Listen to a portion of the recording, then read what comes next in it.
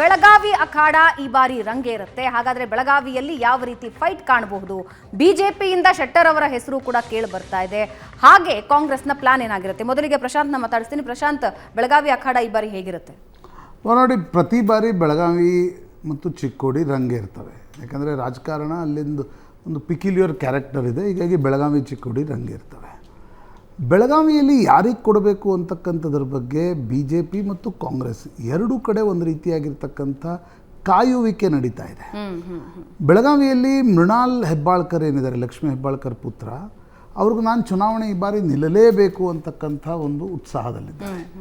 But mother is a mother. ಅವರು ಸ್ವಲ್ಪ ಯೋಚನೆ ಮಾಡ್ತಿದ್ದಾರೆ, ಬಿ ಜೆ ಪಿ ಕ್ಯಾಂಡಿಡೇಟ್ ಯಾರಾಗ್ತಾರೆ, ಇದೆಲ್ಲ ನೋಡ್ಕೊಂಡು ಚುನಾವಣೆಗೆ ನಿಲ್ಲಿಸೋಣ ಅಂತಕ್ಕಂಥದ್ದು. ಯಾಕಂದರೆ ಬೆಳಗಾವಿ ಕಳೆದ ನಿಮಗೆ 96-98ರಿಂದಲೂ ಕೂಡ ಅಲ್ಲಿ ಕಾಂಗ್ರೆಸ್ ಗೆದ್ದಿಲ್ಲ.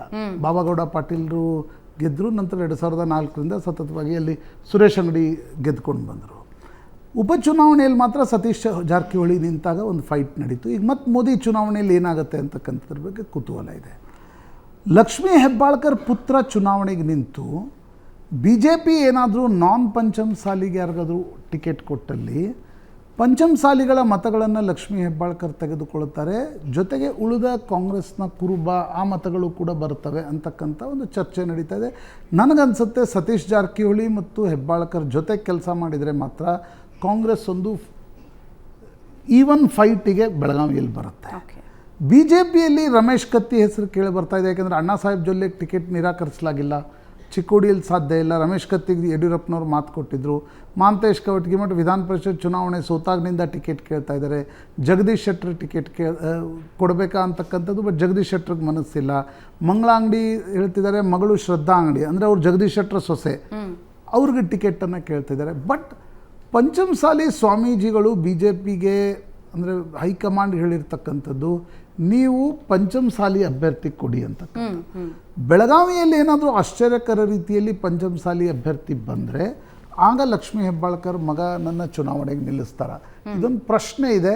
ಬಟ್ ಯಾರೇ ಬಿ ಜೆ ಪಿ ಅಭ್ಯರ್ಥಿ ಕೊಟ್ಟರೂ ಕೂಡ ಮರಾಠಿಗರ ಮತಗಳು, ಅಭಯ್ ಪಾಟೀಲ್, ಲಕ್ಷ್ಮೀ ಹೆಬ್ಬಾಳ್ಕರ್ ಮತ್ತು ಶೇಟ್ ಅವರ ಕಾನ್ಸ್ಟಿಟ್ಯೂನ್ಸಿಯಲ್ಲಿ ಮರಾಠಿ ಮತಗಳಿವೆ. ಅವುಗಳನ್ನು ಯಾರು ಹೆಚ್ಚು ತೆಗೆದುಕೊಳ್ತಾರೆ? ಒ ಬಿ ಸಿ ಮತಗಳನ್ನು ಕಾಂಗ್ರೆಸ್ ಎಷ್ಟು ತೆಗೆದುಕೊಳ್ಳುತ್ತೆ? ಲಿಂಗಾಯತರು ಬಿ ಜೆ ಪಿ ಬಳಿ ಎಷ್ಟು ಕ್ರೋಢೀಕರಣಗೊಳ್ತಾರೆ? ಇದು ಬೆಳಗಾವಿಯ ಪೊಲಿಟಿಕಲ್ ಚಿತ್ರಣವನ್ನು ನಿರ್ಧರಿಸುತ್ತೆ ಅಂತ ಅನ್ಸುತ್ತೆ. ಓಕೆ, ನೆಕ್ಸ್ಟ್ ಕಲಬುರಗಿಗೆ ಹೋಗೋಣ. ಕಲಬುರಗಿಯಲ್ಲಿ ಯಾವ ರೀತಿ ಇದೆ ಚಿತ್ರಣ?